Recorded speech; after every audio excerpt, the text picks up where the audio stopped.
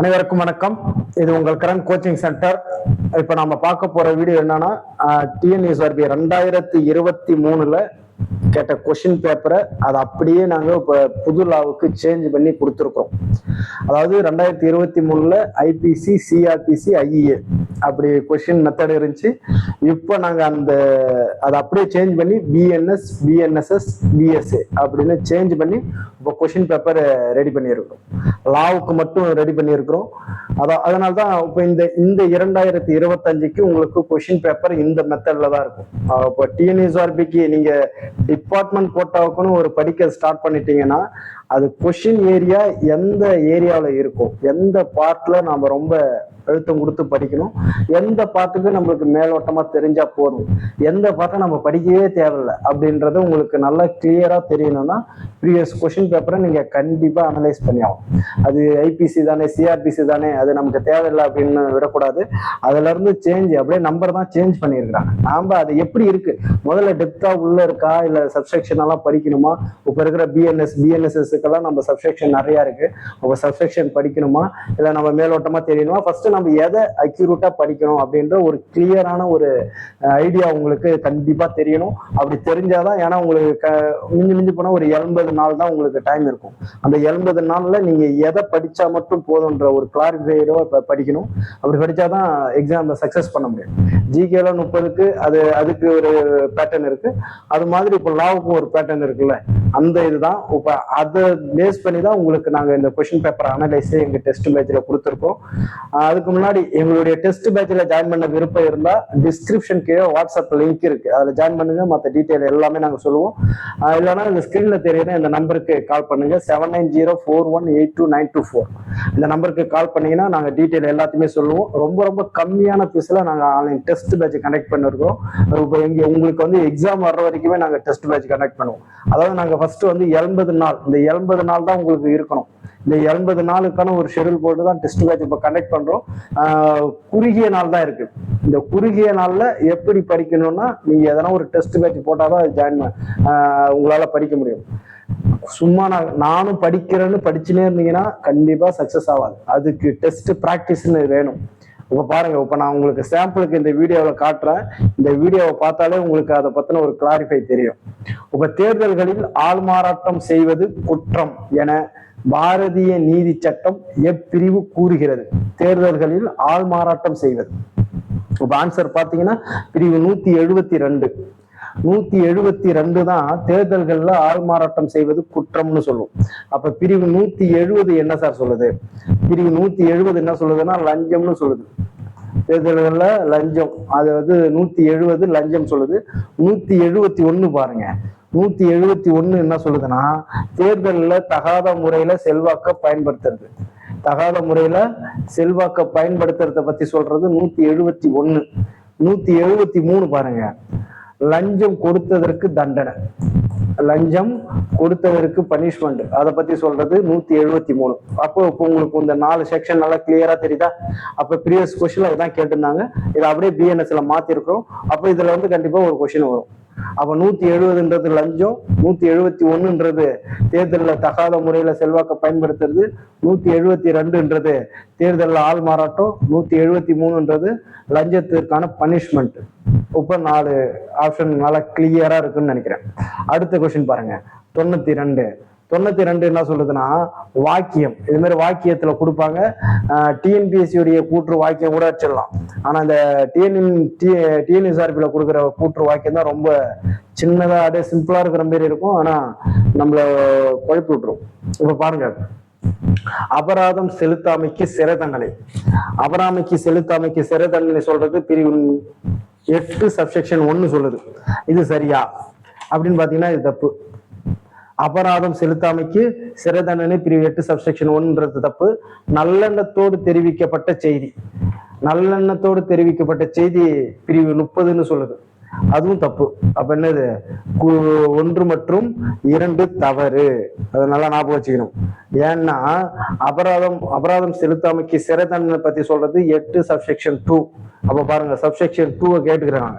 அப்ப எப்படி சப்செக்ஷன் வச்சிருக்கிறாங்க பாருங்க. அதாவது ப்ரீவியஸ் கொஸ்டின்ல உங்களுக்கு கேட்டு இருந்தது என்னன்னா 63 64 அப்படின்னு கொடுத்துருந்தாங்க, 63 கொடுத்துருந்தாங்க. அப்ப 63க்கு நம்ம பார்த்தோம்னா 8 சப்செக்ஷன் 1 தான் வரும். அப்புறம் அபராதம் செலுத்தாமைக்கு சிறை தண்டனை பிரிவு என்ன சொல்லுது, 8 சப்செக்ஷன் 2 தான் ரைட்டு, அது 1 கொடுத்துறாங்க, அது தப்பு.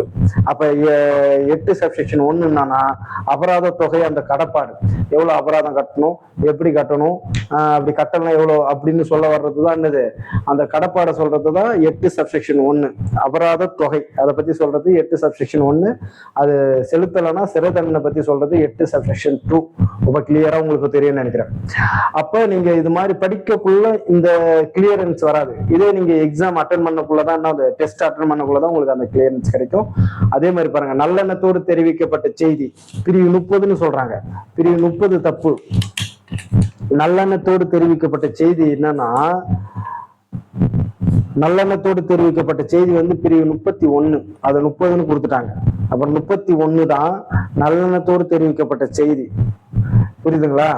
அது 30 என்ன சொல்லுதுன்னா, சம்மதம் இல்லாமல் ஒருவர் நலனுக்கு செய்கை, சம்மதம் இல்லாமல் ஒருவருடைய நலனுக்காக நல்லெண்ணத்துடன் செய்யப்படும் செய்கை, செய்தியை பத்தி சொல்றதுதான் 30. அந்த செய்தியை பத்தி சொல்றது 31. அப்ப ரெண்டும் தப்பு. இப்ப புரியுதுங்களா? அப்ப 93 பாருங்க, பொறுத்துக கேத்திருக்காங்க. பொறுத்துக 93 பாருங்க, ஆவணங்கள் சமர்ப்பித்திட அழைப்பாணை. ஆவணங்கள் சமர்ப்பித்திட அழைப்பாணை பத்தி சொல்றது என்னன்னா 94 பிரிவு பிஎன்எஸ்எஸ் 94 தான் ஆவணங்களை சமர்ப்பித்திட அழைப்பாணையை பத்தி சொல்றது 94 பிஎன்எஸ்எஸ். சிறப்பு நிர்வாக நடுவர், சிறப்பு நிர்வாக நடுவரை பத்தி சொல்றது பிஎன்எஸ்எஸ்ல 15ல சொல்லும். சிறப்பு நிர்வாக நடுவரை பத்தி சொல்றது பிஎன்எஸ் 15ல சொல்லும். சிறப்பு நீதித்துறை நடுவர் அவரை பத்தி சொல்றது பிஎன்எஸ்எஸ்ல பிரிவு 11 சொல்லும். சிறப்பு நீதித்துறை நடுவர் வந்து சொல்றது 11 சொல்லும். குற்றம் சுமத்தப்பட்டவரை விசாரிப்பதற்கான அதிகாரம் பற்றி சொல்றது பிஎன்எஸ்எஸ்ல 351 சொல்லும். அப்ப 2, 4, 1, 3 ஆன்சர் சி தான் கரெக்ட். புரியுதுங்களா? அப்ப இப்போ உங்களுக்கு இதுல ஒரு 4 கொஸ்டின்ஸ் இருக்கு பாருங்க. அடுத்து 94 பாருங்க, காணாமல் போன ஒரு நபரால் அலுவல் நடப்பு முறையில் வழங்கப்பட்ட வாக்குமூலங்கள் பிஎஸ்ஏ சட்டத்தின் எந்த பிரிவின் கீழ் சாட்சியங்களாக ஏற்றுக்கொள்ளப்படும் அப்படின்னு கேட்டுக்கிறாங்க. அப்ப இந்த கேள்விக்கு ஆன்சர் வந்து பிஎஸ்ஏ 26. காணாமல் போன ஒரு நபர் வந்து அவங்களுடைய சாட்சியமும் ஏத்துக்கலாம் அப்படின்னு சொல்றது என்னது, பிஎஸ்ஏ 26. அப்ப 24 பாருங்க, மீதி ஆப்ஷனை பாருங்க. 24 பாருங்க, ஒரு குற்றத்திற்கு கும்பலா ஒன்றுக்கு மேற்பட்ட நபர்கள் இருக்கிறாங்கன்னு வச்சுங்க, அதுல ஒருத்தர் அப்புறாய் ஒரு வாக்குமூலம் கொடுக்குறான். அந்த வாக்குமூலம் எப்படி கவனத்துல எடுத்துக்கொள்ளணும் அப்படின்னு சொல்றதுதான் 24. நான் உங்களுக்கு விளங்குற மாதிரி கொஞ்சம் லாஜிக்கா சொல்றேன். அது எப்படி இருக்குன்னா, ஒப்புதல் வாக்குமூலம் கொடுக்கின்ற வரையும் ஒரே குற்றத்திற்காக சேர்ந்தரணையாக விசாரணை செய்யப்பட்டு வரும் மற்றவர்களையும் பாதிக்கக்கூடியதும் நிரூபிக்கப்பட்டதுமான ஒப்புதல் வாக்குமூலத்தை கவனத்திற்கு எடுத்துக்கொள்ளுதல் அப்படின்னு சொல்லுவாங்க. அதுதான் நான் சொன்னேன், கும்பலா ஒரு கிரைம் பண்றானோ அதுல ஒருத்தன் வாக்குமூலம் போத வரான், அந்த வாக்குமூலம் எடுத்துக்கலாமா, அது அவங்களை எப்படி பாதிக்கும் அப்படின்னு சொல்ல வர்றதுதான் 24. 25 பாருங்க, ஒப்புதல் வாக்குமூலம் என்பது முடிவான நிரூபணம் ஆகாது, அதனால் அதனை மறுக்கவும் செய்யலான்ற. ஒப்புதல் வாக்குமூலம் தான் எல்லாத்துக்கும் கன்ஃபார்ம் கிடையாது, அதை மறுக்கவும் பண்ணலாம் அப்படின்னு சொல்றதுதான் 25. ஒரு கன்ஃபெஷன் தராங்க, அதை மறுக்கவும் செய்யலாம் அப்படின்னு சொல்றது என்னது 25. 27 பாருங்க, குறிப்பிட்ட சாட்சியத்தில் சொல்லப்பட்ட சங்கதிகளின் உண்மையை பிந்தைய நடவடிக்கையில் நிரூபிப்பதற்கு அந்த குறிப்பிட்ட சாட்சியத்தின் தொடர்பு. குறிப்பிட்ட ஒரு சாட்சியத்துல சங்கதிகளின் உண்மையை பிந்தைய நடவடிக்கையில் நிரூபிப்பதற்காக அந்த குறிப்பிட்ட சாட்சியத்தின் தொடர்புடைமையை பத்தி சொல்றப்ப 27. அப்ப பிஎஸ்ஏ நொத்தக்குள்ள நான் உங்களுக்கு இதை எடுத்துக்காட்டோட நல்லா கிளியரன்ஸா சொல்லுவேன். அடுத்தது 95 பாருங்க. 95 வந்து தவறான இணையை பாரதிய சாட்சிய சட்டத்தில் கண்டறிய. தவறான இணையை இப்ப சொல்றாங்க. அப்ப தவறான இணையை பாருங்க, பிரிவு 104 நிரூபிக்கும் பொறுப்பு. சரியா? சரிதான். பிரிவு 104 தான் நிரூபிக்கும் பொறுப்பு.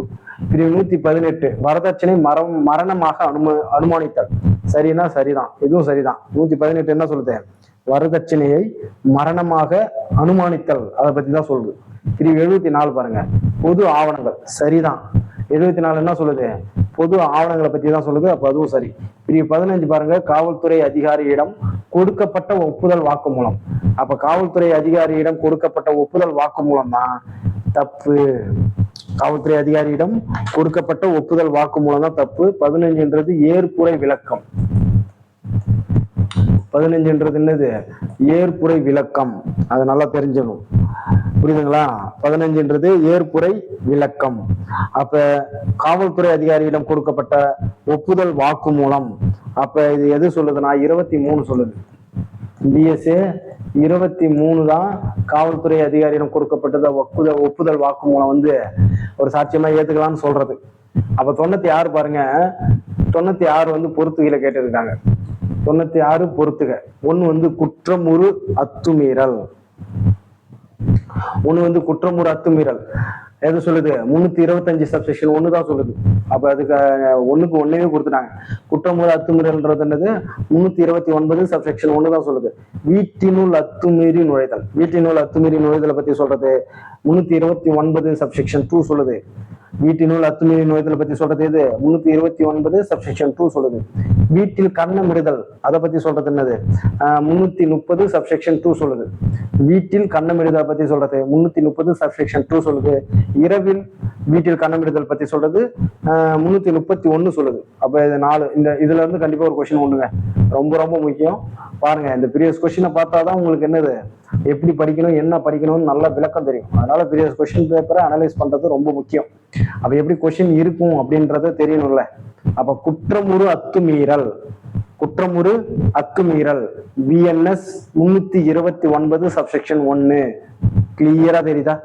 வீட்டில் கண்ணமிடுதல் 329 சப்செக்ஷன் 2, சாரி, வீட்டினுள் அத்துமீறி நுழைதல் 329 சப்செக்ஷன் 2, வீட்டில் கண்ணமிடுதல் 330 சப்செக்ஷன் 2, இரவில் வீட்டில் கண்ணமிடுதல் 331. இந்த 4 செக்ஷன் ரொம்ப ரொம்ப முக்கியம். அடுத்து 97 பாருங்க, பாரதிய சாட்சிய சட்டத்தில் எத்தனை சாட்சிகள் ஒரு சங்கதியை நிரூபிக்க அனுமானிக்கலாம் என்று குறிப்பிடப்பட்டுள்ளதுன்னு சொல்லுது. 97. அதாவது பாரதிய சாட்சிய சட்டத்தில் எத்தனை விட்னஸ் ஒரு சங்கதியை நிரூபிக்க, ஒரு உண்மையை நிரூபிக்க அனுமானிக்கலாம் என்று குறிப்பிடப்பட்டுள்ளதுன்னா என்னது? இதுல ஆன்சர் வந்து ஏதான். எதுவும் குறிப்பிடவில்லை. விட்னஸ் 1 கூட இருக்கலாம், இல்ல 2, 3, 15, 18 எத்தனை வேணாலும் இருக்கலாம். எத்தனை விட்னஸ் வேணாலும் என்ன பண்ணலாம், நீங்க விசாரிக்கலாம். புரியுதா? எதுவும் குறிப்பிடப்படவில்லை. அடுத்தது 98வது கொஸ்டின் பாருங்க, பொறுத்துக. பொறுத்துகையை பாருங்க, நீதிபதிகள் மற்றும் பொது ஊழியர்களுக்கு எதிராக குற்ற வழக்கு தொடர்தல் அதை பத்தி சொல்ற பிஎன்எஸ்எஸ் எது? பிரிவு 218 தான். பிரிவு 218 பிஎன்எஸ்எஸ் தான் நீதிபதிகள் மற்றும் பொது ஊழியர்களுக்கு எதிராக குற்ற வழக்கு தொடர்தலை பத்தி சொல்லும். திருமணம் தொடர்புடைய குற்றங்களுக்கு வழக்கு தொடர்தல் அதை பத்தி சொல்ற பிஎன்எஸ்எஸ் எதுனா 219. அப்ப 219ன்றது திருமணம் தொடர்பான குற்றங்களுக்கு வழக்கு தொடர்தல். கிளியரா தெரியுதா? ஓகே. அடுத்தது பிஎன்எஸ் பிரிவு 83 கீழ் குற்ற வழக்கு தொடர்தல் அதை பத்தி சொல்ற பிஎன்எஸ்எஸ் எதுனா பிரிவு 220. 220 தான் பிரிவு 83 கீழ் குற்ற வழக்கு தொடர்தலை பத்தி சொல்லும். அடுத்தது அவதூறு குற்றத்திற்காக வழக்கு தொடர்தல் அதை பத்தி சொல்ற பிஎன்எஸ்எஸ் எதுனா 222. ரொம்ப முக்கியம். அவதூறு குற்றத்திற்காக வழக்கு தொடர்தலை பத்தி சொல்றது பிஎன்எஸ்எஸ் 222. இப்ப இதுக்கு ஆப்ஷன் என்னது? 3, 4, 1, 2. ஆப்ஷன் ஏ தான் ஆப்ஷன். புரியுதுங்களா? அப்ப இது ரொம்ப முக்கியம், பாத்துங்க. இதுல இருந்து ஒரு கொஸ்டின் கண்டிப்பா இருக்கும். நீதிபதிகள் மற்றும் பொது ஊழியருக்கு எதிராக வழக்கு தொடர்தலை பத்தி சொல்றது எது? பிரிவு 218. நல்லா பாத்துங்க. அடுத்தது காவல்நிலை ஆணை எண் 150 கூறுவது எது? இதுக்கெல்லாம் நீங்க பிஎஸ்ஓ வந்து 358 படிக்கணுமான்னு கேட்டா கிடையவே கிடையாது. பர்டிகுலரான ஏரியா பார்க்கணும். இப்ப 150னா அப்ப அந்த பாட்டை நம்ம நல்லா பார்க்கணும். அப்ப 150 பாருங்க, காவல்துறையினரால் அல்லது காவல்துறையினரால் அல்லது பாதுகாப்பில் ஏற்படும் மரணம் அல்லது காயம் விளையும் நேர்வுகள். சீதா ஆன்சர். 150 என்ன சொல்லுது? காவல்துறையினரால் அல்லது காவல் பாதுகாப்பில் ஏற்படும் மரணம் அல்லது காயம் விளைவும் நேர்வுகள். இதை பத்தி சொல்றது காவல்நிலை ஆய்வுகள், தனி வழக்குகளில் ஆணையத்தை நியமிக்க வேண்டியது, வார அறிக்கைகள் அனுப்புகையில் பின்பற்ற வேண்டிய நடைமுறை. இதை வந்து நீங்க என்ன பண்ணுங்க, பிஎஸ்ஓ என்னன்னு சொல்லிட்டு கமெண்ட் பாக்ஸ்ல தெரிவிங்க. அடுத்தது பொறுத்துக்க பாருங்க. உடந்தை குற்றவாளி. உடந்தை குற்றவாளி சொல்ற பிரிவு எது? பிரிவு 46 தான் உடந்தை குற்றவாளி சொல்லுது. சட்ட விரோதமான செயல். சட்ட விரோதமான செயல் எதை பத்தி சொல்லுது? பிரிவு 179 சப்செக்ஷன் 1 சொல்லுது. சட்ட விரோதமான செயல் என்ன சொல்லுது? 179 சப்செக்ஷன் 1 சொல்லுது. தண்டனைகள் பிரிவு 4 சொல்லுது. சிறையில் தனித்து அடைத்தல் பிரிவு 11 சொல்லுது. நான் உங்களுக்கு இது ஷார்ட்கட்டே சொல்லியிருக்கிறேன், ஒரே ஒரு தனி சிறை அப்படின்னு சொல்லியிருக்கேன். அப்ப என்னது? உடந்தை குற்றவாளின்றது பிரிவு 46, சட்ட விரோதமான செயல்ன்றது பிரிவு 179 சப்செக்ஷன் 1, தண்டனைகளை பத்தி சொல்றது பிரிவு 4, சிறையில் தனித்து அடைத்து வைத்தலை பத்தி சொல்றது பிரிவு 11. ரொம்ப ரொம்ப முக்கியம். பாத்தீங்களா? கொஸ்டின்ஸ் எல்லாம் பார்க்கக்குள்ளே என்னது எல்லாம் நமக்கு தெரியுன்ற மாதிரியே இருக்கும், முக்கியன்ற மாதிரியே இருக்கும். அப்ப பி என்னது? ஆன்சர் பி தான் ஆன்சர். அடுத்தது 101 பாருங்க. தமிழ்நாடு சிறப்பு காவல் படையின் எந்த படைப்பிரிவானது தமிழ்நாடு பேரிடர் மீட்பு படையாக நியமனம் செய்யப்பட்டுள்ளது? ரொம்ப ரொம்ப முக்கியம். 13வது படைப்பிரிவு. இப்பனாச்சும் பாத்தீங்கன்னா இது தெரிஞ்சுங்க, 13வது பட்டாலியன் தான் என்னது தமிழ்நாடு பேரிடர் மீட்பு படையா நியமனம் பண்ணியிருக்கிறாங்க. தமிழ்நாடு சிறப்பு காவல் படை 13வது பட்டாலியன் என்னது? தமிழ்நாடு பேரிடர் மீட்பு படையாக நியமனம் பண்ணியிருக்கிறாங்க. அப்ப 13வது பட்டாலியன் நல்லா ஞாபகம் வச்சுங்க. அடுத்தது 102வது கொஸ்டின் பாருங்க. எப்போது ஒரு சாட்சியை மறு விசாரணை செய்யலாம்? இதை நான் இப்போ பிஎன்எஸ்எஸ்ல இப்போ ரீசெண்டா இதுதான் ஓடின்னு இருக்கு. அப்ப இதுக்கு எல்லாருமே இப்ப நம்ம ஸ்டூடெண்ட் எல்லாரும் இதுக்கு ஆன்சர் போட்டிருக்கீங்க. எப்போது ஒரு சாட்சியை மறு விசாரணை செய்யலாம்? அதாவது இதுக்கு என்னது? குறுக்கு விசாரணை முடிந்த பிறகு அவரை அழைக்கும் தரப்பினர் விரும்பினால் மறு விசாரணை செய்யலாம். குறுக்கு விசாரணை முடிந்த பிறகு அவரை அழைக்கும் தரப்பினர் விரும்பினால் மறு விசாரணை செய்யலாம். புரியுதுங்களா? நல்லா ஞாபகம் வச்சுங்க. அதுக்கு அடுத்தது 103 பாருங்க. குற்றவாளிகளை கைது செய்வது பற்றிய உச்ச நீதிமன்ற வழிகாட்டுதல்களில் நிர்பந்திக்கப்படாதது எதுவெனில்?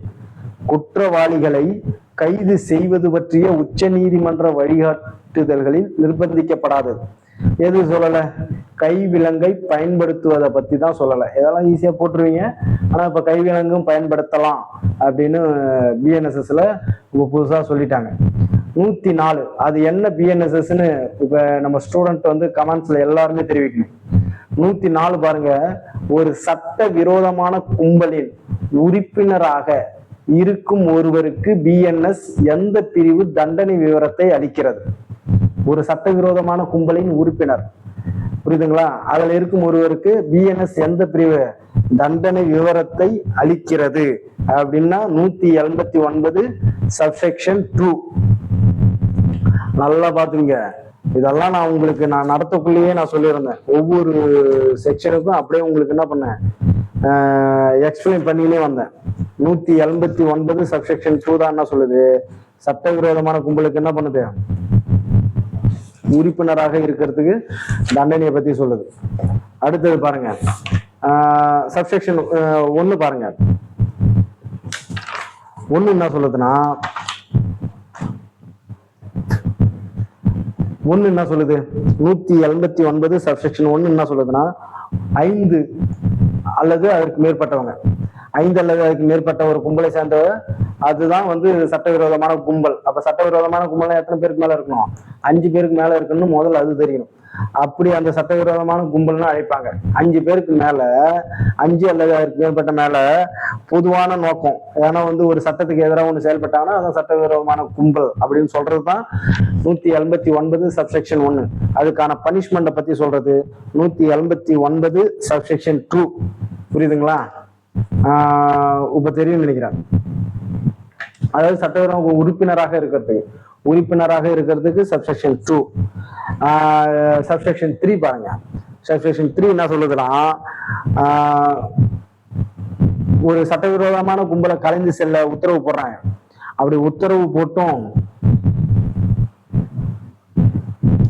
பனிஷ்மெண்ட் சொல்லுது. 179 சப்செக்ஷன் 3 என்ன சொல்லுதுன்னா தண்டனையை பத்தி சொல்லுது. சட்டவிரோதமான கும்பலுக்கு தண்டனையை பத்தி சொல்லுது. 179 சப்செக்ஷன் 4 என்ன சொல்லுதுன்னா, அபாயகரமான ஆயுதத்தை கொண்டு அந்த சட்டவிரோதமான கும்பல்ல ஒரு உறுப்பினரா இருந்தார்னா அதை பத்தி சொல்றது. அதாவது ஆயுதம் வெப்பன்ஸோட இருந்ததை பத்தி சொல்றது சப்செக்ஷன் 4. இது என்ன சொல்லுதுன்னா, அப்படி கலைந்து போக சொல்லி திரும்ப ஒரு ஒரு கும்பல் இருக்கு, அது வந்து இந்த அமைப்பு வந்து அரசாங்கம் வந்து ஒரு கட்டளை போட்டுருச்சு, என்னது இது வந்து சட்டத்தினால எதிராக செயல்படுற அமைப்பு அப்படின்னு சொல்லிட்டுச்சுன்னு வச்சுங்க.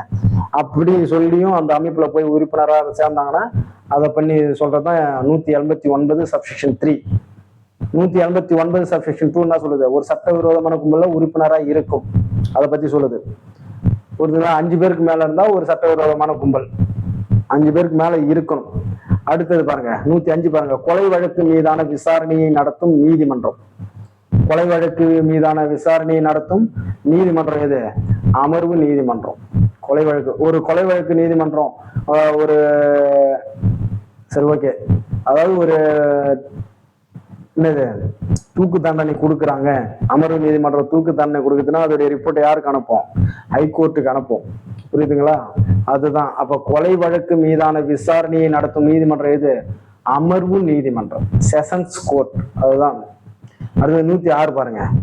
106 என்ன சொல்லுதுன்னா, BNSS எந்த பிரிவு ஆதாரமின்றி கைது செய்யப்பட்டவர்களுக்கான இழப்பீடு, ஆதாரமின்றி கைது செய்யப்பட்டவர்களுக்கான இழப்பீடு பற்றி கூறுகிறது. இப்ப லாஸ்டா நான் உங்களுக்கு வச்ச கொஸ்டினே இதான், பாட்டு இதான். அப்ப பாத்தீங்களா உங்களுக்கு எந்த அளவுக்கு நீங்க நல்லா தெளிவா படிக்கணும்னு.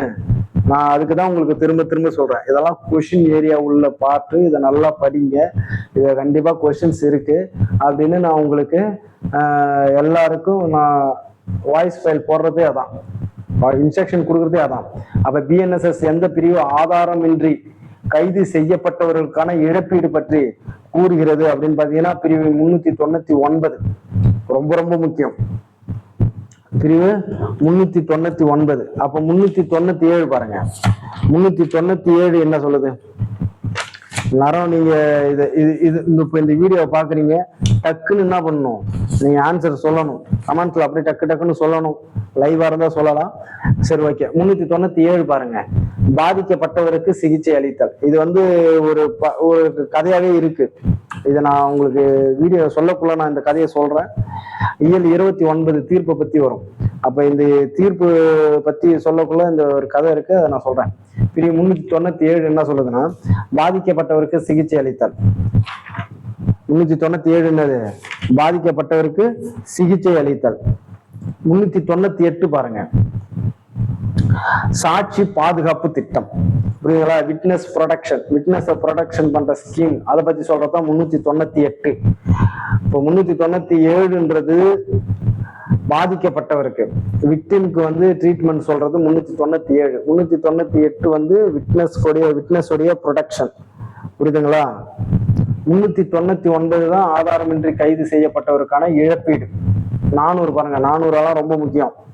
400 கேட்க வாய்ப்பு இருக்கு. அதாவது நான் காக்கனைசபிள் கேஸ்ல செலவு தொகையை செலுத்துவதற்கு ஆர்டர் போடுவாங்க. நான் காக்கனைசபிள் கேஸ்ல செலவு தொகை செலுத்துவதற்கு ஆர்டர்ஸ் போடுறதுதான் 400.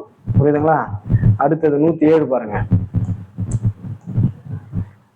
107 பாருங்க, பொதுமக்களுக்கு தேவைப்படும், இதெல்லாம் கேட்பாங்க. பொதுமக்களுக்கு தேவைப்படும் அவசர உதவியினை உடனடியாக காவல் கட்டுப்பாட்டு அறைக்கு தெரிவித்து பயன்பெற தமிழக காவல்துறையால் அறிமுகப்படுத்தப்பட்ட கைபேசி செயலி எது? கைபேசி செயலி எது? காவல் உதவி. ஆப்ஷன் சி, காவல் உதவி. அடுத்தது 108 பாருங்க, பாரதிய நியாய சங்கீதா சட்டத்தில் பொய் ஆவணம் புனைதலுக்கு தண்டனை பற்றி கூறும் பிரிவு எது? புரியுதுங்களா? BNSSல பாருங்க, BNSSல பொய் ஆவணம் புனைதலுக்கு தண்டனை பற்றி சொல்றது எது? 336 சப்செக்ஷன் 2. 336 சப்செக்ஷன் 2 தான் என்னது, பொய்யாவணம் புனைதலுக்கு தண்டனையை பத்தி சொல்றது. இப்ப நல்லா புரிஞ்சிருக்கும். நல்லா இப்ப இந்த வீடியோவை பார்க்கக்குள்ள உங்களுக்கு என்னது, அப்படியே உங்களுக்கு அது மாதிரி தெரியல அப்படின்னா கூட என்ன, இப்போ உங்களுக்கு நல்லா தெரிஞ்சிருக்கும். பொய் ஆவணம் புனைதலுக்கான தண்டனையை பத்தி சொல்றது 336 சப்செக்ஷன் 2. அப்ப 336 சப்செக்ஷன் 1ன்றது என்னது, பொய் ஆவணம் புனைதல். அவ்வளவுதான். அதுதான் பொய் ஆவணம் புனைதலை பத்தி சொல்றது 331. 336 சப்செக்ஷன் 1. சப்செக்ஷன் 2ன்றது அதுக்கான பனிஷ்மெண்ட். 336 சப்செக்ஷன் 3 பாருங்க. அதாவது போலியாக தயாரிக்கப்பட்ட டாக்குமெண்ட் அப்படி இல்லைன்னா எலக்ட்ரானிக் டிவைஸ், அதை வந்து ஏமாத்தணும் அப்படின்ற உட்கருத்தோடு என்ன பண்றது, ஒருத்தனை ஏமாத்தணும் அப்படின்னு சொல்லிட்டு போலியான டாக்குமெண்ட் அப்படி இல்லைன்னா போலியான எலக்ட்ரானிக் டிவைஸை கொடுக்கறது. அதுதான் வந்து 336 சப்செக்ஷன் 3. 336 சப்செக்ஷன் 4 என்ன சொல்லுதுன்னா, போலியாக தயார் செய்யப்பட்ட ஒரு டாக்குமெண்ட்டை அதை என்ன பண்றது, எலக்ட்ரானிக் டிவைஸையோ அதை வந்து கொடுக்கறது, பயன்படுத்துறது. 336 சப்செக்ஷன் 4 என்ன சொல்லுது, ஃபேக்கான டாக்குமெண்ட் இல்லைன்னா ஃபேக்கான எலக்ட்ரானிக் டிவைஸை கொடுத்து அதை யூஸ் பண்றது. அதுதான் 336 சப்செக்ஷன் 4. புரியுதுங்களா? அப்போ இது உங்களுக்கு புரியும். 108 336 சப்செக்ஷன் 2 தான் அதுக்கு ஆன்சர். 109 பாருங்க. தமிழ்நாடு காவல் நிலைய ஆணை எண் டேஷ் சட்டவிரோத கும்பல்களை கலைத்தல், அதை பத்தி சொல்றது. சட்டவிரோத கும்பல்களை கலைக்கிற பத்தி பிஎஸ்ஓ பாருங்க 703. ஆன்சர் 703. இந்த 603 709 609 இதை பத்தின கமெண்ட்ஸ்ல இதுக்கான ஆன்சரை நீங்க சொல்லணும். இதை நானே சொல்லிடுவேன், ஆனா இருந்தாலும் கமெண்ட்ஸ்ல நீங்க சொல்லணும், அப்பதான் இதை தேடுவீங்க. அப்ப என்னது, சட்டவிரோதமான கும்பல் கலைத்தல் பிஎஸ் சொன்னது 703. 110 பாருங்க. தமிழ்நாடு காவல்துறையில் எந்த சிறப்பு பிரிவு இன ரீதியான ஜாதி ரீதியான பிரச்சனைகள் மற்றும் பொதுவான சட்ட ஒழுங்கு பற்றிய நுண்ணறிவை சேகரிக்கிறது? இது வந்து அட்மினிஸ்ட்ரேஷன்ல சொல்றாங்க பாருங்க. தமிழ்நாடு காவல்துறையில் எந்த சிறப்பு பிரிவு இன ரீதியான ஜாதி ரீதியான பிரச்சனைகள் மற்றும் பொதுவான சட்ட ஒழுங்கு பற்றிய நுண்ணறிவு சேகரிக்கிறதுனா தனிப்பிரிவு தான். தனிப்பிரிவு குற்ற புலனாய்வு துறை, ஸ்பெஷல் பிரான்ச். தனிப்பிரிவு குற்ற புலனாய்வு துறை தான் அதை சேகரிக்குது. அடுத்தது 111 பாருங்க. பிஎன்எஸ்எஸ் பிரிவு டேஷின் கீழ் புலன் கொள்ளத்தக்க குற்றங்கள் செய்யப்படுவதை தடுப்பதற்காக கைது செய்தல் தொடர்பாக கூறப்பட்டுள்ளது. இதுக்கு ஆன்சர் என்னது, பிரிவு 170. பிஎன்எஸ்எஸ்ல பாத்தீங்களா, பிஎன்எஸ்எஸ்ல அதிகமா கேக்குறாங்க. பிஎன்எஸ்எஸ் பிரிவு டேஷின் கீழ் புலன் கொள்ளத்தக்க குற்றங்கள் செய்யப்படுவதை தடுப்பதற்காக கைது செய்தல் தொடர்பாக கூறப்பட்டுள்ளது. என்ன சொல்லுது, பிஎன்எஸ்எஸ் 170. அடுத்தது பாரதிய சாட்சிய சட்டத்தின் பிரிவு 29 கீழ் உயர்நிலை பள்ளி சான்றிதழ் ஏற்றுக்கொள்ளப்படும் தன்மை கொண்டதா அப்படின்னு கேக்குறாங்க. அப்படின்னா ஆம்தான். பிஎன்எஸ்ல 29 கீழ் உயர்நிலை பள்ளி சான்றிதழ் ஏற்றுக்கொள்ளப்படும் தன்மை கொண்டதானா ஆம்தான். 113 சிப்ரஸ் ரெஃபரன்ஸ் டு. சிப்ரஸ் உடைய அப்ரிவேஷன் கேக்குறாங்க. இதுக்கு ஆன்சர் என்னது, சி தான், common integrated police record updating system. C தான் இதுக்கு ஆன்சர். 114 பாருங்க. ஒருவர் எப்போது இரவில் கன்னமிடுதலை செய்வதை சொல்லப்படுவார்? ஒருவர் எப்போது இரவில் கன்னமிடுதலை செய்வதாக சொல்லப்படுவார் அப்படின்னு கேட்கறாங்க. இதெல்லாம் உங்களுக்கு நான் கொஸ்டினாவே வச்சிருக்கிறேன் பாருங்க. சூரியன் மறைந்த பின்பும் உதயமாவதற்கு முன்பும், அதான் இரவில் கன்னமிடுதல். புரியுதுங்களா? 115 பாருங்க. ஒரு காவலர் சிறப்பு உதவி ஆய்வாளராக பதவி உயர்வு பெற குறைந்தபட்சம் எத்தனை ஆண்டுகள் பணி புரிந்திருக்க வேண்டும் அப்படின்னு கேக்குறாங்க. இதுக்கு ஆன்சர் என்ன, 25 ஆண்டுகள். இதோடைய அந்த ஆர்டர்ஸை நான் சொல்லியிருக்கிறேன். 116 பாருங்க. பிஎன்எஸ்எஸ் பிரிவு 24 எதை பற்றி கூறுகிறது? பிஎன்எஸ்எஸ் பிரிவு 24 எதை பத்தி சொல்லுது? அபராதம் செலுத்த தவறினால் அதற்கு சிறை தண்டனை பத்தி சொல்றதுதான் பிஎன்எஸ்எஸ் 24 சொல்லுது. பயன் கட்ட செலுத்த தவறினால் அதுக்கான சிறை தண்டனை பத்தி சொல்றதுதான் என்னது 24 சொல்லுது. மீதி 3க்கு கமெண்ட் தெரிவிங்க. 117 பாருங்க. ஒரு சாட்சி பதில் சொல்வதால் குற்றத்திற்கு உள்ளாக நேரும் என்னும் காரணத்தின் பேரில் பதில் சொல்லும் பொறுப்பிலிருந்து சாட்சி விடுவிக்கப்பட மாட்டார் என்பதனை பாரதிய சாட்சிய சட்டத்தின் டேஷ் பிரிவு விவரிக்கிறது. புரியுதுங்களா? என்னது 137. ஆன்சர் என்னது? 137. ஒரு சாட்சி பதில் சொல்வதால் குற்றத்திற்கு உள்ளாக நேரும் எனும் காரணத்தின் பெயரில் பதில் சொல்லும் பொறுப்பிலிருந்து சாட்சி விடுவிக்கப்பட மாட்டார் என்பதை பாரதிய சாட்சிய சட்டத்தின் டேஷ் பிரிவு விவரிக்கிறது. 137. 118 பாருங்க. உடந்தையாக இருக்கப்பட்ட செய்கை பின் விளைவாக செய்யப்பட்டாலும் அதன் தண்டனைக்கு வெளிப்படையான வகைமுறை செய்யப்படாத விடத்தும் உடந்தைக்கு தண்டனை BNS டேஷ் பிரிவில் குறிப்பிட்டுள்ளது. என்னது பிரிவு 49. உடந்தையாக இருக்கப்பட்ட செய்கை பின்விளைவாக செய்யப்பட்டாலும் அதன் தண்டனைக்கு வெளிப்படையான வகைமுறை செய்யப்படாத விடத்தும் உடந்தைக்கு தண்டனை பத்தி சொல்றது எதுனா பிரிவு 49. பாருங்க, உங்களுக்கு செக்ஷன் 2 தலைப்பு அப்படியே டைரக்டாவே கேட்டுனுக்குறாங்க. ரொம்ப உள்ள போய் எதுவுமே கேட்கல. நீங்க உள்ள போய் ரொம்ப டெப்தா படிக்கணும்னு சொல்லிட்டு சிம்பிளான கொஸ்டின்ஸ் எல்லாம் விட்டுற போறீங்க. அதாவது ஃபர்ஸ்ட் எப்படி படிக்கணும் அப்படின்ற அந்த நிலைப்பாட்டுக்கு வாங்க. வாக்கியம் 1 பாருங்க. காவல்நிலை ஆணையம் 555 விரைவு அறிக்கைகள் பற்றி குறிப்பிடுகிறது. வாக்கியம் 2 பாருங்க. முதல் தகவல் அறிக்கை பதிவு செய்யப்படும் அனைத்து வழக்குகளிலும் விரைவு அறிக்கை அனுப்பப்பட வேண்டும். சரிங்களா? பாத்தீங்கன்னா 1 மட்டும்தான் சரி. எஃப்ஐஆர்ல எல்லா கேஸும் அனுப்புவாங்க, அனுப்ப மாட்டாங்க தானே. அதனால விரைவு அறிக்கைன்றது 555 கரெக்ட். ஆனா அது எல்லா எஃப்ஐஆருக்கும் பொருந்தாது. 120 பாருங்க. BNSS எந்த பிரிவு எதிரி சாட்சி சொல்வதற்கு தகுதி உடையவர் என்பதை பற்றி கூறுகிறது. BNSS எந்த பிரிவு எதிரி சாட்சி சொல்வதற்கு தகுதி உடையவர் என்பதை பற்றி கூறுகிறதுன்னு பாத்தீங்கன்னா என்ன ஆன்சர்? 353 தான் ஆன்சர். 353. 121 பாருங்க. ஒருவர் எந்த சங்கதியின் உண்மையேனும் நிரூபிக்க கடமைப்பட்டிருக்கும் போது அதனை நிரூபிக்கும் பொறுப்பு அவரை சார்ந்ததாகும். ஓகே, கரெக்டுங்களா? பாத்தீங்கன்னா கரெக்டு தான். ஒருவரை எந்த சங்கதி உண்மையேனும் நிரூபிக்கும் கடமைப்பட்டிருக்கும் போது நிரூபிக்கும் அவரை தானே நிரூபிக்கும் பொறுப்பு அவரை தான் சார்ந்தது. எந்த சங்கதியேனும் ஒருவரின் அறிவுக்கு மட்டுமே எட்டியிருக்கும் போது அந்த சங்கதியை நிரூபிக்கும் பொறுப்பு அவரை சார்ந்ததாகும். ரெண்டுமே கரெக்ட். அப்போ 1 மற்றும் 2 சரிதான். 122 பாருங்க. BNSS எந்த பிரிவு நிர்வாகத்துறை நடுவர் பற்றி கூறுகிறது? இதுக்கு ஆன்சர் 14, 20 ஆப்ஷனே இல்லை. இதுல 14 வந்திருக்கணும், 24 கொடுத்தாங்க. ஆன்சர் என்னது? இதுக்கு 14. அதுக்கு அடுத்தது 123 பாருங்க. காவல்நிலை ஆணையம் 761 யாருக்கு வரலாற்று தாள் தொடங்கக்கூடாது? ஹிஸ்டரி ஆஃப் ஸ்ட்ரீட் HS யாருக்கு தொடங்கக்கூடாது? இளம் குற்றவாளிகளுக்கு தான் தொடங்கக்கூடாது. அவங்கள அது மாதிரி அழைக்கவே கூடாது. புரியுதுங்களா? HS கொடுத்து அவங்கள அழைக்கவே கூடாது. இளம் குற்றவாளிகள் காவல்நிலை 761 சொல்லுது. அப்ப 124 பாருங்க. BNS சட்டப்பிரிவு 330 சப்செக்ஷன் 2 கீழ்கண்டவற்றில் எதை பற்றி விவரிக்கிறது? ஏற்கனவே கேட்டிருந்தாங்க. ஏற்கனவே கேட்டதை திரும்ப வந்திருக்கு பாத்தீங்களா? அப்ப பாருங்க, அப்ப அந்த பாட்டு ரொம்ப முக்கியம். அதனால நல்லா படிச்சீங்க. கண்ணமிடுதல் 330 சப்செக்ஷன் 2 என்ன சொல்லுது? கண்ணமிடுதல் பத்தி சொல்லுது. 125 பாருங்க. அனுமானிக்கலாம். பாருங்க, அப்படியே அந்த சொற்பொருள் விளக்கத்துல அப்படியே கேட்டு இருக்கிறாங்க பாருங்க.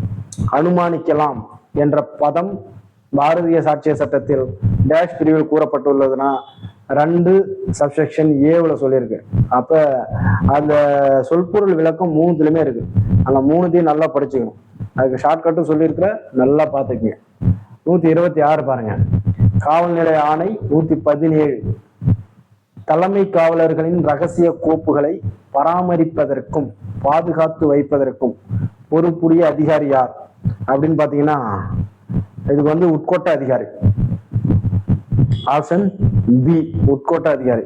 தலைமை காவலருடைய ரகசிய கோப்புகள் எல்லாம் பராமரிக்கிற இடம் அந்த DSP ஆபீஸ் தான். 127 பாருங்க. அடைத்து வைக்கப்பட்டதிலிருந்து அல்லது காவலில் இருந்து பொது ஊழியரால் தம் அசட்டையால் தப்பி செல்லுதலுக்கு பாரதிய நீதி சட்டத்தின் எப்பிரிவின்படி தண்டிக்கப்படுவார் அப்படின்னு கேட்கிறாங்க. அப்ப 127க்கு என்ன ஆன்சர்? பிரிவு 261. மீதிக்கெல்லாம் வந்து ஆன்சர் சொல்லுங்க, டைம் இல்லை, அதனால நான் வெறும் ஆன்சர் மட்டும் சொல்ல போறேன்.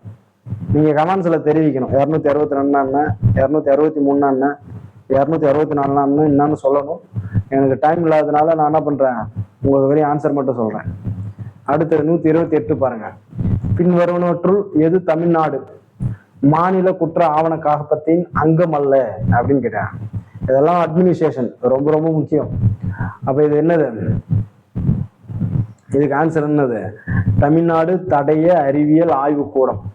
சி தான் இதுக்கு ஆன்சர்.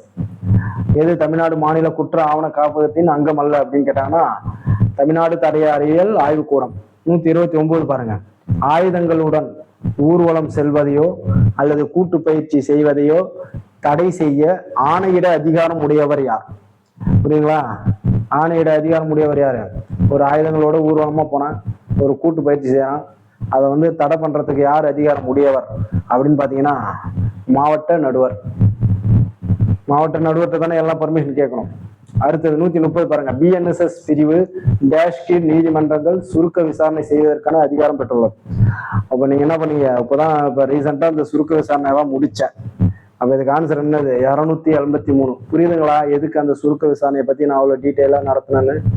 கொஷின்ஸ் இருக்கு, அதனால அது ரொம்ப முக்கியம். அதனால பாருங்க நான் சொல்லின்னு இருந்தேன், நீங்க யாரும் சரியா பார்க்க மாட்டீங்க. இதுக்கப்புறம்னாச்சும் நல்லா பூச்சிக்கங்க. 131 பாருங்க. நற்பணி பதிவுகள் அங்கீகாரத்திற்கு தகுதி வாய்ந்த அதிகாரிகள் யார்? அதுதான் இது அப்பவே சொல்லியிருந்தேன். இப்ப நான் என்ன சொன்னேன், ஆய்வாளர்கள் மற்றும் அதற்கு கீழ் உள்ளவர்கள். நற்பணி பதிவுகள் அங்கீகாரத்திற்கு தகுதி வாய்ந்த அதிகாரிகள் யார்? இல்ல இது கொஞ்சம் வைங்க, நான் சொல்றேன், பின்னாடி எக்ஸ்பிளைன் சொல்றேன். அதுக்கு அடுத்தது 132 பாருங்க. குடிமயக்கத்தின் காரணமாக தீர்மானிக்க தகுதியற்ற ஒரு நபரின் செயல் எப்பொழுது குற்றமற்றதாகும்? குடிமயக்கத்தின் காரணமாக தீர்மானிக்க தகுதியற்ற ஒரு நபரின் செயல் எப்போது குற்றமற்றதாகும் அப்படின்னு சொல்றாங்க. இதுக்கு ஆன்சர் என்னது, சி தான். குடிமயக்கத்தை உருவாக்கி அப்பொருள் அவருக்கு தெரியாமல் அல்லது அவருடைய எண்ணத்திற்கு கொடுக்கப்பட்டிருக்க வேண்டும். வேறாக அது ஓராக இருக்கு. அதுக்கடுத்து 133 பாருங்க. காவல் சுருக்கெழுத்து கூடம் எந்த பிரிவின் கீழ் இயங்குகிறது? காவல் சுருக்கெழுத்து கூடம் எந்த பிரிவின் கீழ் இயங்குகிறதுன்னு கேக்குறாங்க. நுண்ணறிவு பிரிவு. ஆப்ஷன் டி, நுண்ணறிவு பிரிவின் கீழ் தான் இயங்குது. எந்த சிறப்பு பிரிவு தமிழ்நாடு காவல்துறையில் மத ரீதியான அடிப்படைவாதிகள் நடவடிக்கைகளை கண்காணிக்கிறது அப்படின்னு கேக்குறாங்க. இதுக்கு ஆன்சர் வந்து சிறப்பு பிரிவு குற்றப்புலனாய்வுத்துறை. எந்த சிறப்பு பிரிவு தமிழ்நாடு காவல்துறை மத ரீதியான அடிப்படைவாதிகள் நடவடிக்கைகளை கண்காணிக்கிறதுனா சிறப்பு பிரிவு குற்றப்புலனாய்வுத்துறை. புரியுதுங்களா? Option C. 135 பாருங்க. பாதிக்கப்பட்டவர் என்ற பதத்திற்கான வரையறையை பிஎன்எஸ்எஸ் பிரிவு டேஷ் கீழ் கூறப்பட்டுள்ளது. பாருங்க, ஒவ்வொரு சப்செக்ஷன், அதாவது இது சொல்பொருள் விளக்கம். அப்போ சொல்பொருள் விளக்கம் ரொம்ப ரொம்ப முக்கியம். 2 சப்செக்ஷன் 1ல கிளாஸ் 25, 2 சப்செக்ஷன் 1ல கிளாஸ் 25 தான் என்னது, பாதிக்கப்பட்டவர் அப்படின்ற வரையறை பத்தி சொல்லுது. 136 பாருங்க. பொறுத்துக. மகளிர் உதவி எண். மகளிருக்கு உதவி எண் என்னது? 151. சைபர் கிரைம் உதவி எண் என்னது? 1930. மருத்துவ உதவி எண் என்னது? 108 தான். குழந்தைகள் உதவி எண் 1098. அப்ப என்னது? 2 4 3 2 4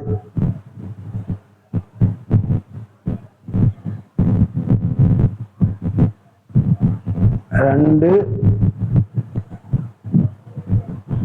4 3 1. இதுதான் ஆன்சர். ஓகே. அடுத்தது, திருட்டு பொருளை நேர்மையற்ற முறையில் பெறுதல் குற்றத்திற்கான தண்டனை எந்த சட்டப்பிரிவில் குறிப்பிடப்பட்டுள்ளது? இதுக்கு ஆன்சர் பாத்தீங்கன்னா 317 சப்செக்ஷன் 2. பிஎன்எஸ் 317 சப்செக்ஷன் 2 தான் ஆன்சர். அடுத்தது 138 பாருங்க. வாக்கியம் 1, உரிமம் பெற்ற ஆயுதத்தின் உரிமம் ரத்து செய்யப்பட்டாலோ அல்லது காலாவதி ஆனாலோ ஆயுதத்தை காவல் நிலையத்தில் ஒப்படைக்க வேண்டும் அப்படின்னு சொல்லுது. இது சரியா அப்படின்னா சரிதான், காவல் நிலையத்துல ஒப்படைக்கணும். 2 பாருங்க, உரிமம் பெற்ற ஆயுதத்தின் உரிமம் ரத்து செய்யப்பட்டாலோ அல்லது காலாவதி ஆனாலும் வெடிபொருள் கிடங்கில் ஒப்படைக்கணும். 2 தப்பு, அதெல்லாம் ஒப்படைக்கூடாது, இதுல மட்டும்தான் ஒப்படைக்கணும். அப்போ 1 மட்டும்தான் சரி. 139 பாருங்க, ஒரு நபரை கைது செய்யப்பட்டதிலிருந்து 24 மணி நேர கால அளவிற்குள் குற்றவியல் துறை நடுவரிடம் ஒப்படைக்க வேண்டும் என்று எந்த தமிழ்நாடு காவல்நிலை ஆணை எண் கூறுகிறது அப்படின்னு பாத்தீங்கன்னா 623 தான் ஆன்சர். 623 தான் ஆன்சர். அதுக்கு அடுத்தது 140 பாருங்க, செய்கை என்பது குறித்த பிஎன்எஸ் டேஷ் பிரிவு கூறுகிறது. செய்கை பாருங்க, பிஎன்எஸ் எல்லாத்துலயும் அந்த சொல்பொருள் விளக்கம் கேட்கறான். அப்ப அதை நீங்க நல்லா படிச்சீங்கன்னா 3 கொஸ்டின்ஸ் இருக்குன்னு அர்த்தம். அப்ப இதுக்கு என்ன ஆன்சர்? 2 சப்செக்ஷன் 1 செய்கை ஃபர்ஸ்டே தான். அடுத்தது 141 பாருங்க, நேரடி சாட்சியம் என்பது, உங்க நேரடி சாட்சியம் என்னது? நேரடியாக பார்ப்பது ஆமா, நேரடியாக கேட்பது ஆமா, நேரடியாக புலங்க வந்து ஆமா. அப்ப மேற்கண்ட அனைத்தும் தான், எல்லாமே நேரடி சாட்சியம் தான். அடுத்தது 142 பாருங்க, தமிழ்நாடு காவல்நிலை ஆணை 58 படி பாராட்டத்தக்க பணி பதிவுகள் அவர்களால் அனுமதிக்கப்படும் அப்படின்னா யாரால? தமிழ்நாடு காவல்துறை தலைமை இயக்குனர் அவரால் தான் என்ன பண்ண முடியும்? அனுமதிக்கப்படும். பாராட்டத்தக்க பணிப்பதிவுகள் யாருன்னா டிஜிபி தான் அதுக்கு அனுமதிப்பார்.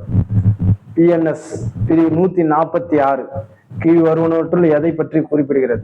146 எதை பத்தி சொல்லுதுன்னா ஜீவனாம்ச தொகையை மாற்றி அமைத்தலை பத்தி தான் சொல்லுது. Option A. பிஎன்எஸ் 146 எதை பத்தி சொல்லுது? ஜீவனாம்ச தொகையை மாற்றி அமைத்தலை பத்தி சொல்லுது. 144 பாருங்க, பொறுத்துக பணியை விட்டோடுதல், பொறுத்துக கொடுத்துருக்காங்க பாருங்க, பணியை விட்டுதல் 95. இது வந்து பிஎஸ்ஓ பணியை விட்டுவதை பத்தி எது சொல்லுது? 95. கண்டனம், கண்டனம் பத்தி எது சொல்லுது? 92. தள்ளி வைத்த தண்டனைகள் 97. பணியிடை நீக்கம் 90. புரியுதுங்களா? அப்ப இதுக்கு என்ன ஆன்சரு? 1க்கு 4, 2க்கு 3, சாரி 1க்கு 4, 2க்கு 1. அப்ப 4 1 3 2. ஆன்சர் சி தான் ரைட்டு. அதுக்கடுத்து 145 பாருங்க, உயிருக்கு ஆபத்தான நோயை அநேகமாக தொற்றி பரவ செய்யக்கூடிய அசட்டையான செயல் புரிதல் பிஎன்எஸ்ல எப்பிரிவின் கீழ் தண்டிக்கப்படக்கூடிய குற்றம் அப்படின்னு கேட்டுக்கிறாங்க. இதுக்கு ஆன்சர் என்னது? 271 தானே. உயிருக்கு ஆபத்தான நோயை அநேகமாக தொற்றி பரவ செய்யக்கூடிய அசட்டையான செயல் எது? 271. நான் இதை உங்களுக்கு சொல்லக்கூடிய எக்ஸ்பிளைன் நல்லா சொல்லியிருந்தேன். 146 பாருங்க, நீதித்துறை நடுவரால் விசாரணை செய்யக்கூடிய வழக்கில் குற்றம் சாட்டப்பட்ட நபரை பிஎன்எஸ்எஸ்ல எந்த பிரிவு குற்றச்சாட்டிலிருந்து விடுவிக்கலாம்? இதுக்கு என்ன ஆன்சர்? 262. இதெல்லாம் இப்போ ரீசெண்டா நம்ம இப்போ படிச்சது. நீங்க படிச்சிருந்தீங்கன்னா ஆன்சர் சூப்பரா பண்ணிடலாம். 262. அடுத்தது வாக்கியம் 1 பாருங்க, தேர்தல் கணக்குகளை வைக்க தவறுதல் 177. சரியா அப்படின்னா ஆமா, அதுதான் தேர்தல் கணக்குகளை வைக்க தவறுதலை பத்தி சொல்றது எது? 177. தேர்தல்களில் தகாத முறையில் செல்வாக்கை பயன்படுத்துதல் 172 சொல்றான். அப்ப அது தப்பு தானே. நான் இப்பதான் ரீசெண்டா அப்ப பாத்துங்க, எலெக்ஷன்ல 2 கொஸ்டின் வந்திருக்கு. அப்ப எலெக்ஷன் எவ்வளவு பெரிய முக்கியமான ஒரு கேள்வி பாத்தீங்க. அப்ப 1 மட்டும்தான் சரி. இப்ப நீங்க கொஸ்டின் பேப்பர் அனலைஸ் பண்ணக்குள்ளதான் இதெல்லாம் தெரியும். அப்ப தேர்தல் அதுல வந்து 2 கொஸ்டின் வந்திருக்கு. அப்ப அதுதான் ரொம்ப முக்கியம் அப்படின்னு தெரியுதுங்களா? அது ரொம்ப முக்கியம். அப்ப 1 மட்டும்தான் சரி, 2 தப்பு. 148 பாருங்க, கீழ்கண்டவர்களில் தமிழ்நாடு சார்நிலை காவல் பணிகள் விதிகள் 1955 கீழ் வரும் காவல் ஆளுநர்கள் யாவர் அப்படின்னு கேக்குறான். 2ஆம் நிலை காவலர், முதல்நிலை காவலர், ஹவில்தார், காவல் உதவி ஆய்வாளர், காவல் ஆய்வாளர், இங்க சொன்ன அனைவரும் தான், எல்லாருமே தானே. புரியுதுங்களா? அதுக்கடுத்து 149 பாருங்க, ஒரு பொது ஊழியர் தனது பணியை செய்ய முடியாமல் தடுக்கப்பட்டு தாக்கப்பட்டு காயமடைகிறார். இந்த குற்றமானது பிஎன்எஸ் எந்த சட்டப்பிரிவின் கீழ் பதிவு செய்ய முடியும் அப்படின்னு கேக்குறாங்க. என்னது 121ல பதிவு செய்யலாம் தானே. அப்ப 121 பொறுத்துக்கே பாருங்க, அப்ரிவேஷன் கேட்டுக்கிறாங்க. BSF பார்டர் செக்யூரிட்டி போர்ஸ் தானே. அப்ப ஒண்ணுக்கு என்னது, 1க்கு 2, 1க்கு 2 எல்லை பாதுகாப்பு. CISF பாதுகாப்பு முக்கியத்துவம் காப்பு. அது சிஆர்பிஎஃப்ன்றது என்னது, உள்நாட்டு கிளர்ச்சியை எதிர்கொள்ள. CSG அது என்னது, கடலோர பாதுகாப்பு. 1க்கு 2, 2க்கு 1, 3க்கு 4. ஓகே, 2 1 4 3 151 பாருங்க. வாக்கியம் 1, புலன் விசாரணையை 24 மணி நேரத்திற்குள் முடிக்க முடியாத போது நீதித்துறை நடுவர் கைது செய்யப்பட்ட நபரை 15 நாட்களுக்கு மிகாமல் காவல் அடைப்பு ஆணை பிறப்பிக்கலாம். சரியா? சரியான்னு பாத்தீங்கன்னா ஃபர்ஸ்ட் சரிதானே, 15 நாள் தானே ரிமாண்ட் கொடுப்பாங்க. அடுத்தது, நிர்வாகத்துறை நடுவராக இருக்கும்போது கைது செய்யப்பட்ட நபரை 10 நாட்களுக்கு மிகாமல் காவல் அடைப்பு ஆணை பிறப்பிக்கலாம். தப்பு. அப்படின்னது 1 மட்டும்தான் சரி. 152 பாருங்க. காவல்நிலை ஆணை 353 படி கைதிகள் பொறுப்பினை ஏற்றுக்கொண்டு ஒரு வழிகாவல் படையானது வழியில் ஒரு காவல் நிலையத்தில் தங்கும்போது எந்த அதிகாரி வழிகாவல் படையினருக்கு அவசியமான தனது காவல் நிலை காவலர்களை அமர்த்துவதற்கு பொறுப்பாளர் ஆவார்? சொல்லுங்க பாப்பா. இதுக்கு ஆப்ஷன் ஏ, உதவி ஆய்வாளர் அல்லது காவல் நிலைய அதிகாரி. SHO. 153 பாருங்க. BNS பிரிவு 32 படி ஒரு செயலை அச்சுறுத்தலால் ஒருவரை கட்டாயப்படுத்தி செய்ய வைத்தால் அக்கட்டாயத்தினால் ஒருவரை செய்த செயல் எதுவும் குற்றம் அல்ல அப்படின்னு எது சொல்லுது? கொலை, மரண தண்டனை வாங்கக்கூடிய அரசுக்கு எதிரான குற்றங்கள் A மற்றும் B 2 தான். அது எப்படி வரும்னா 32 கொலை அல்லது மரண தண்டனை வாங்கக்கூடிய அரசுக்கு எதிரான குற்றங்களை தவிர ஒரு செயலை அச்சுறுத்தல்களால் ஒருவரை கட்டாயப்படுத்தி செய்ய வைத்தால் அக்கட்டாயத்தினால் ஒருவர் செய்த செயல் எதுவும் குற்றம் அல்ல அப்படின்னு வரும். அடுத்தது 154 பாருங்க.